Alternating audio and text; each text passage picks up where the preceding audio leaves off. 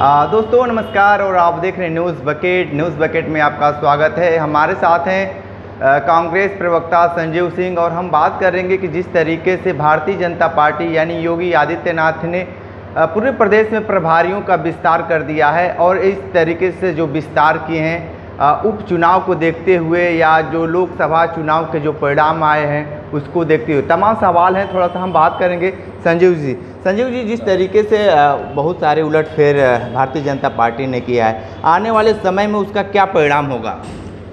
देखिए, भारतीय जनता पार्टी की जो विचारधारा है संघ प्रायोजित, पूरा देश अब इनके उस चरित्र को जान चुका है, उनके उस चाल को, चेहरे को पहचान चुका है। और उसी का परिणाम तो था कि इनके सांसदों ने, इनके मंत्रियों ने देश के संविधान को बदलने की बात कही चुनाव के पहले। और पहली बार नहीं था, संघ प्रमुख सुदर्शन होते थे, के सुदर्शन जी, वो भी कहते थे कि इस संविधान को हमें बदल देना चाहिए, ये संविधान निरस्त कर देना चाहिए, मनुस्मृति की वकालत करते थे।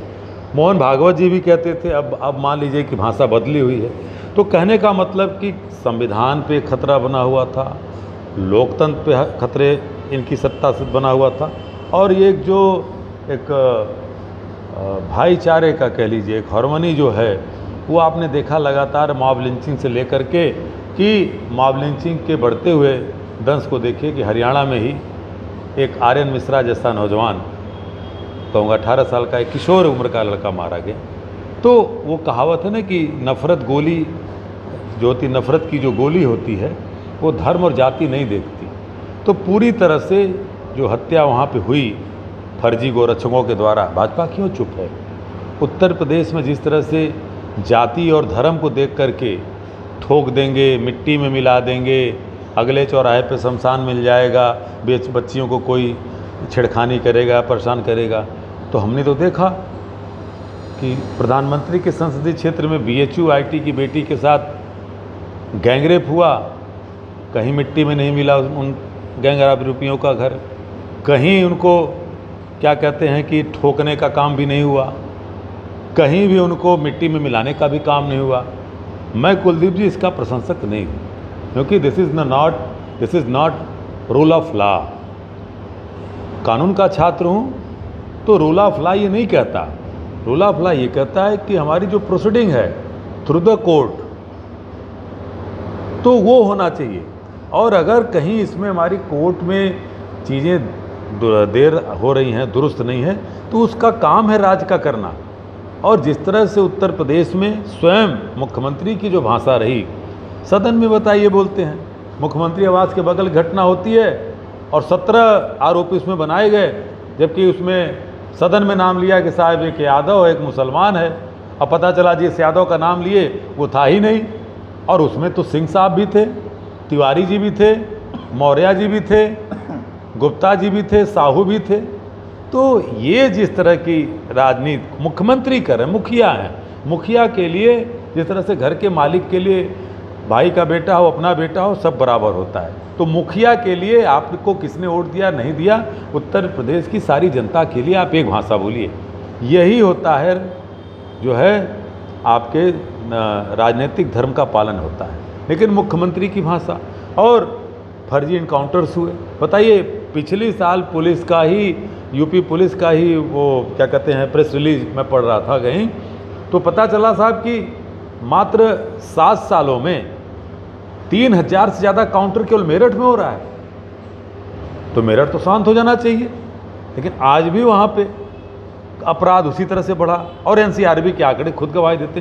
कहने का मतलब ये है कि अपराध अगर आप जाति और धर्म के पैमाने पे तय करोगे तो वो और बढ़ेगा। और जब तक एक राज्य का परम दायित्व होता है कि संवैधानिक रूप से कानून व्यवस्था को मजबूत करे, जिससे आम जनता का विश्वास उसमें बढ़े।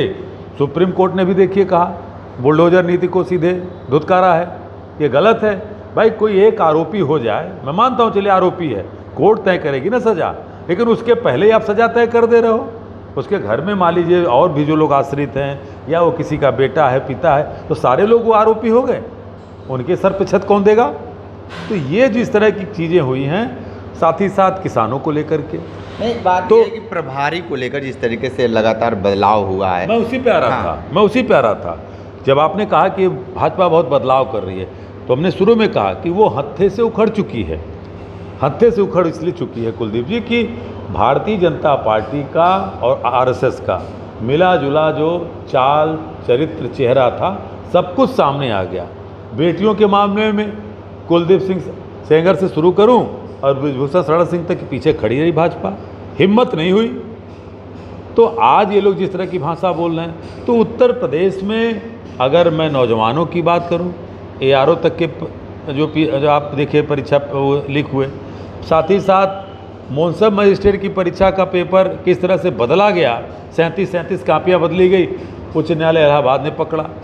कहने का मतलब है कि नौजवानों के साथ जिस तरह से व्यवहार किया है, बड़ी तीव्र बेरोजगारी सामने है, किसानों की समस्या सामने है, और साथ ही साथ एक वर्ग विशेष को केंद्रित करके, मैं उस पर बिल्कुल कहीं नहीं गलत करना, सीधे सीधे मुसलमान, सीधे सीधे यादव, और ये वो लोग ताली भी न बजावें, क्योंकि इन्हीं की सरकार आर्यन मिश्रा की भी हत्या की है फर्जी गोरक्षकों के द्वारा। तो जब एक कहावत है ना वो हमारे रात इंदौरी साहब की कि लगेगी आग तो वो आग सबके घर पहुंचेगी, केवल मेरा ही मकान थोड़ी है। तो उस तरह से जो हरियाणा घटना हुई, तो आज उत्तर प्रदेश में जो इनके प्रभारी बदले जा रहे हैं, क्या जवाब देंगे? अभी कल की घटना हुई आपके 11 करोड़ का बजट रामनगर में, जो काशी के गुदड़ी के लाल, देश के द्वितीय प्रधानमंत्री लाल बहादुर शास्त्री थे, वो किस लिए जाने जाते थे? पूरी दुनिया में अपनी ईमानदारी और अपनी सरल वेशभूषा से अपने जीवन निर्वहन को करते थे। लाल बहादुर शास्त्री जी के आवास से सटा हुआ जो गंगा का किनारा है वाराणसी में रामनगर, वो शास्त्री घाट घोषित कर दिया। साहब हम भी बधाई देते हैं, लेकिन शास्त्री जी के नाम पे 11 करोड़ का शास्त्री घाट बनाया जा रहा है, और वहाँ पे पता चल रहा है कि बिना हवा पानी के एक वो छज्जा गिर गया। मैं कल रात गया था वहाँ पे, जब मालूम चला तो मैं गया था, और आपको बताऊं कि वो छज्जे जो थे वो प्लास्टर ऑफ पेरिस से जोड़े हुए थे, और मजदूर उसके नीचे एक बेचारा बैठ कर के दाना खा रहा था, छज्जा गिरा और मर गया। एक बगल में कुत्ता था। लोगों ने कहा कि साहब 1-2 घंटे बाद ये घटना होती, ये घटना 3 बजे, 2 घंटे तो बहुत से बच्चे खेलते हैं, बहुत बड़ी घटना हो सकती थी। कौन जवाबदेही तय करेगा? तो आप लाल बहादुर शास्त्री जी को तो बख्श दीजिए, कम से कम उनके नाम पे भ्रष्टाचार। तो कहने का मतलब है तमाम ऐसी घटनाएं हैं, और इसलिए क्योंकि सरकार का जो विकास इस तरह से है, औधे मुँह है कि भगवान राम का नाम लेने वाले लोग, आपने देखा कि 850 करोड़ का वो रोजगार किया गया। रोजगार कहूँगा, राम के नाम को भजाते हुए वो मंदिर टपकने लगा, गर्भगृह टपकने लगा, अयोध्या की रोडें बैठ गई, बनारस का हाल आपको बताए। तो कहने का मतलब कि इनके जो ये प्रभारी बदल दें, मंत्रियों को प्रभार दे दें, जिला बदल दें, लेकिन उस ज़िले में अपनी एक काम तो बतावें कि क्या दिया है, नौजवान को कितना रोज़गार दे दिए, किसानों के फसलों का दाम 22 में दुगना कर रहे थे 24 आ गया, कितना बढ़ा दिए, महिलाओं की सुरक्षा, मुझे ज़्यादा नहीं कहना, हर थाने के और ज़िलेवार समीक्षा कर लें और एक साल से दूसरे साल कर लें, उनको चोरी, डकैती, बलात्कार, राहजनी सब बढ़ता हुआ मिलेगा। तो किस रूप में आप कहने जा रहे हो? और दूसरी बात कि जब घर के मुखिया की ही भाषा इस तरह की है, तो कैसे हम बात करें? योगी आदित्यनाथ और रमेश गुदड़ी की भाषा में कोई अंतर नहीं है। बहुत देखिए दुख के साथ कह रहा हूँ, क्योंकि एक तो पीठाधीश्वर हैं, वो संत परंपरा से आते हैं। क्या संत की भाषा यही होती है? तो मुझे लगता है कि उत्तर प्रदेश की जनता का ये सबसे मतलब कहना नहीं चाहिए कि एक जहर काल चल रहा है, अमृत काल तो नहीं है। आप बताइए कि कहा जा रहा है कि एक नया शासनादेश पारित हुआ है, सोशल मीडिया जो इन्फ्लुएंसर हैं कि आप सरकार की योजनाओं की बड़ाई करिए। आप करिए भाई, आपको भी कह रहा हूँ, तो आप 7 से 8 लाख रुपया महीना कमा लेंगे, और मेरे जैसे लोग अगर सही बात को भी डाल देंगे और सरकार के छवि पर असर पड़ेगा तो हमें जेल जाना होगा। ये योगी आदित्यनाथ सरकार करा रही है। ये लोग मुसलमानों का विरोध करते हैं। आज काशी विश्वनाथ मंदिर चले जाइए, कितना लगता है? 450 रुपये। जजिया कर तो ये ले रहे हैं हिंदुओं से, और नाम लेंगे मध्यकालीन भारत का। अरे भाई, उस समय जो व्यवस्थाएं थीं आक्रांता आते थे, तमाम लोग आते थे, अपने हिसाब से राजपाट चलाते थे, उसमें सभी धर्म के लोग थे। तो कहने का मतलब है कि आप बात करोगे मुसलमान शासकों की, उनकी, और आप क्या कर रहे हो?